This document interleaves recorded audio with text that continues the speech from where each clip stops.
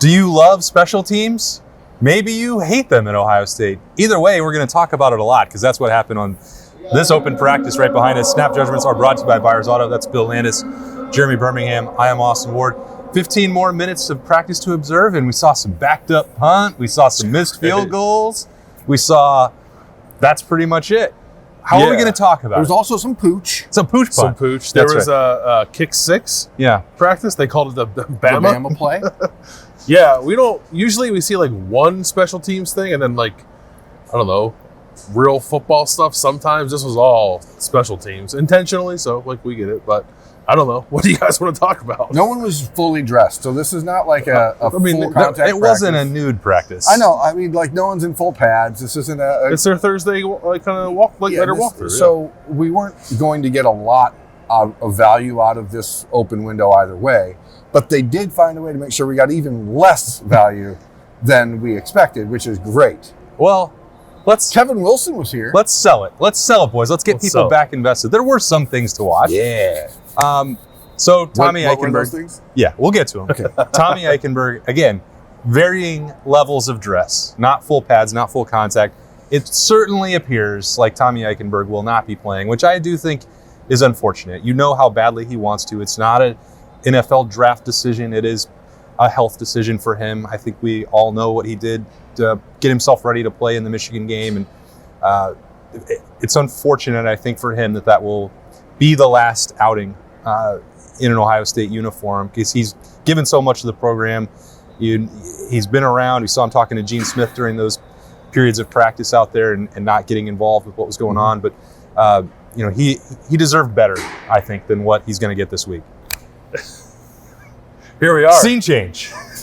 We're trying to show you guys the beauty of AT&T Stadium. Not only was that special teams 2 periods so important that, we had to be ushered out of 2 separate doors immediately from this open viewing period on 2 days before the Cotton Bowl practice, but we were standing too close to the field for snap judgments. Which you couldn't see. Which was behind us. And you couldn't see it, and we couldn't see it. But here we are. And by the way, it's still too bad for Tommy Eichenberg. It is too bad for Tommy Eichenberg. If I were him, I don't know that I'd push it, right? I think he did push it to play in the Michigan game after he hurt his elbow the week before. The Rutgers game. That's right, the Rutgers game. They missed 2 weeks. Right. It sucks for him. Like, he's the heart and soul of defense, I think, right? And has been for 2 years now. So for him to not be able to finish his Ohio State career on the field in a game of some magnitude, right, is really disappointing for him. It's an interesting opportunity, I suppose, for like Cody Simon and maybe younger linebackers to perhaps get into this game. But I think, maybe CJ Hicks or even honestly, Gabe Powers, like whoever. It's just like Tommy is like a quintessential Buckeye, I think, and to watch him have to like kind of stand off to the side as Ohio State's going through its last deal of 2023 is a little bit of a bummer.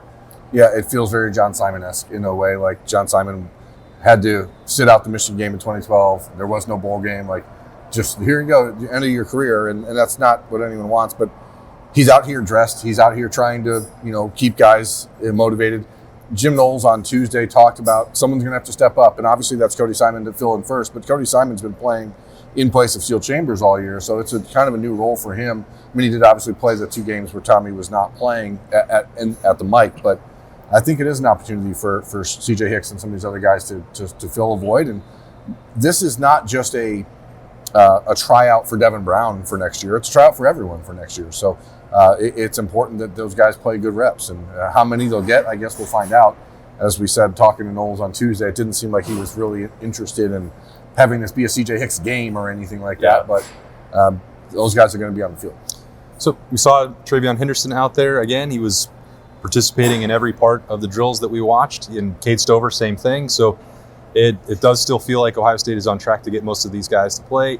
Marvin was not dressed again. We covered that on Tuesday, looking like the opt-out. But I still am a little bit surprised in a good way for Ohio State from their perspective with how many players they're getting into this game, setting aside the transfer portal departures and all that stuff. There seems to be a lot of buy-in. So we'll see, what that means on Friday night and how close to full strength the team will be. The guy that I was watching, the only thing that really jumped out to me in some of this individual work that Ohio State was doing on Wednesday morning was Jaden Ballard. I think maybe we don't always talk about him enough. We just skip right ahead to Carnell Tate and Brandon Ennis, and they were going. Brian Hartline and Devin Jordan were putting him through some release drills, and like everybody else is just kind of going 10%, 20%, and one-handed catches, and it didn't seem like there was a lot invested in it. And Jaden didn't do something right with his hands, and Brian Hartline just like exploded would be too strong of a word, but that was the only instruction that anyone got was some angrier words from Brian Hartline to Jaden Ballard about that. And then Devin Jordan, after that drill was over, went over and they were working on it and the hand placement and get off and all that stuff. And I think there's more that I think Ohio State wants from Jaden Ballard. I think they see the potential for him to be, we've talked about the speed and some of the ball skills he flashed in spring, and then it was like out of sight, out of mind for most of the year. But there's still something there that I think Ohio State is trying to bring out, and he's going to play in this game. Like, when we talk about Carnell and Brandon Ennis, like, they're not going to play every single rep compared to somebody who's been in the program for 3 years. I think like that position in particular is one where like when you're like a guy like Jaden Ballard who's now in his third season, like you have to show something in this game. I think like it, not to put too much on it, but it does feel like sort of like a make or break moment. There will be opportunities for him. I agree with you, and he has to take advantage of them, as best as he possibly can, because everyone's talking up a big game about Carnell Tate, and I think he's earned that. Obviously, there's a lot of talent coming in this new recruiting class, and other guys in Carnell Tate's class as well. Like it's a crowded room. It's the way that Brian Hartline builds it, and I don't think you can be an older guy who takes 3-4 years to kind of find your stride.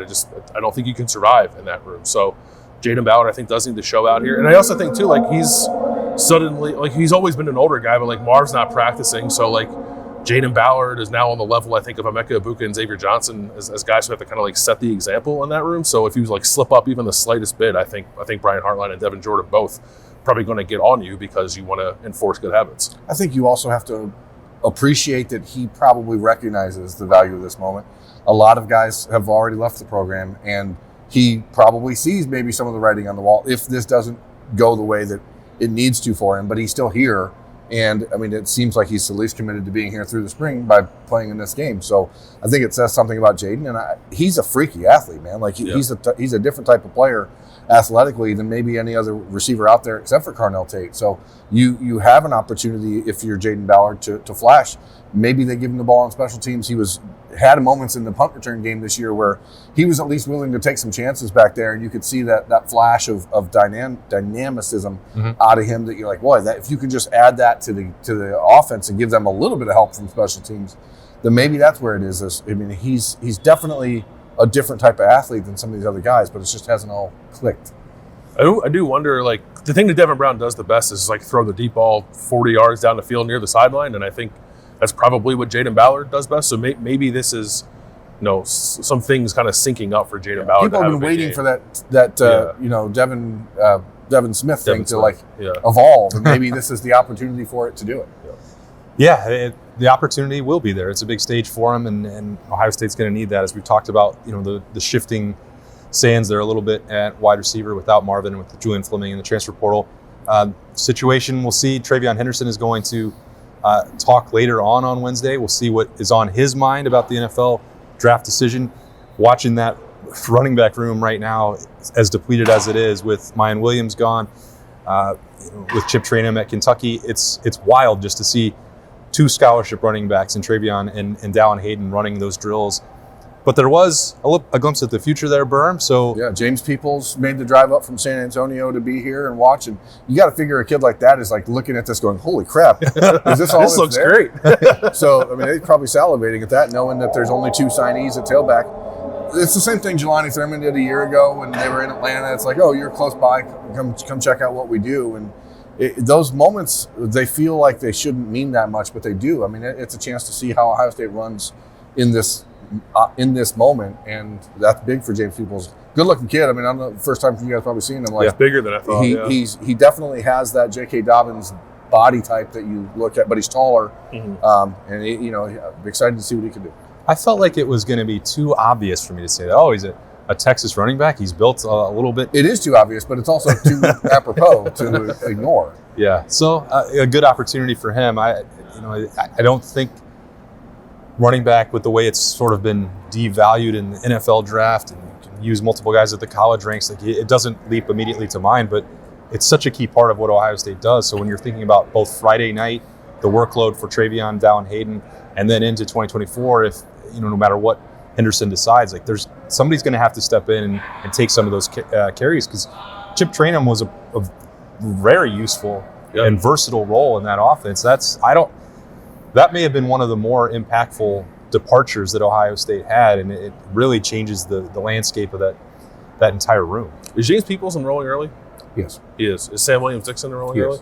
Yeah, I mean, they need it, because like watching them go through a practice and seeing them only have to go run 3 running backs through the line before you see a scout team jersey, it's not a great position to be in if you're Ohio State. And as you said, Austin, even if Travion does come back, and maybe it feels like it's leaning that way, maybe we'll get more clarity on that later, he's not a guy who's going to carry the ball like 200 times or 200. Like I don't think you should. So I think you need to limit those touches, and that is a good opportunity for Dallin Hayden. But you want quality depth there too. We've seen the last couple of years that Ohio State needs quality depth in that room, and it doesn't feel like they're going to go into the transfer portal to find it. Trevor Etienne was the one guy we thought they might look at, and he's going to Georgia now.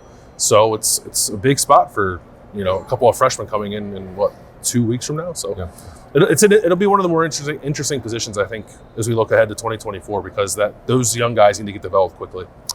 Berm, anything else that caught your eye? I spent a little bit of time just watching the offensive line and trying to see if there's anything that's changed there dynamic-wise. And there is. It just seems like Matthew Jones is going to play center in this game, and I guess we'll find out. But we talked about why on earth would you do that now, unless you're opening the center competition in the spring, which I guess is where I'm going. I think that's going to happen between Carson Hinsman and Josh Padilla. So, do you think Luke Montgomery could get involved in that at all? I don't. I mean, he could. I've heard they've been moving him around and letting him experiment some more at guard. And everyone knows my stance on Luke. Like long term, I think as a center, he would be an elite NFL center. But I don't think that's in the discussion yet, because from what I've heard, people just really like Josh Padilla's upside, and so why stick that? Bill, on Friday night in this building at 7:00, if Matthew Jones delivers the first snap of the game, what will your reaction be? Like a bewilderment, like with a sprinkle of frustration, I think, because I'm not trying to beat a dead horse. Like I think people know that I thought that they should have entertained the idea coming into the season. It never really seemed like they did. In the middle of the season, when they got to that bye week, like I even earlier than that, like coming out of the Notre Dame game, I thought they could have reassessed and maybe moved some guys around and gotten to their best 5, which I think included Matthew Jones playing center. And it's a projection because he's never really done it. He's played like 30 snaps of center, I think, in his career. So I'm not trying to get over my skis on that, but it's what I always thought was like the reasonable solution to figure out their best configuration. And doing it in this game, I don't think would be Ohio State admitting that. I really do think it was more to help out Matthew Jones a little bit. But yeah, it'd be weird. It's a weird time to kind of change things up, given what happened this year. Just not sure that I would understand that as changing the situation that much. Like one game or one start at it. How much stock is an NFL talent evaluator going to put into that for someone who's played 6 years of college football and done a pretty good job the last 2 years at guard? He could spend any of that time. They know that he's taken practice snaps. They know he's worked at center, throughout his time off and on for Ohio State on the practice field. And if that's the move that they want him to make, we've seen tons of guys go through the process up to the Combine or the Senior Bowl and get the reps there. I do think it would be an admission that's more related to Carson Hinsman than Matthew Jones. And I'll fully admit if I'm wrong about that, but I think Berm, I agree with him that that opens up the battle. I don't think it helps Matthew Jones as much. I think it is a good excuse to say this is why we're doing it. Yeah. But I don't think that it's real, and I don't think it's accurate. One other thing, Kevin Wilson was here visiting Buckeye staff, and the first viewing thing we got to see is them coming down to do kickoff, and guys were sort of like lounging down there, and Kevin Wilson ran out onto the field and said, "You should have already had one off by now." I was like, "Yeah, see, this is what they need. They need that guy." Yeah. He was back to his old self. So I just think that it's been a weird couple of days of we haven't spent a lot of time around the team, which in previous bowl situations we see them more often. Like there's events we do, and So I don't know if the energy is low. I mean, I know that it's Wednesday morning, and I don't think people are like really amped up for this game yet. But I think they will be by Friday because they're competitors, and that's what happens. Well, I mean, there's only so much special teams work that can get you fired up on a Wednesday morning, and that was what the theme of the day. It was a Parker Fleming specialty in here on Snap Judgments, which are brought to you by Buyers Auto. Looking for a new or used car, please choose Buyers Auto. That's Bill Landis and Jeremy Birmingham. I'm Austin Ward. We appreciate you joining us. We'll be back again, the podcast daily on Thursday morning.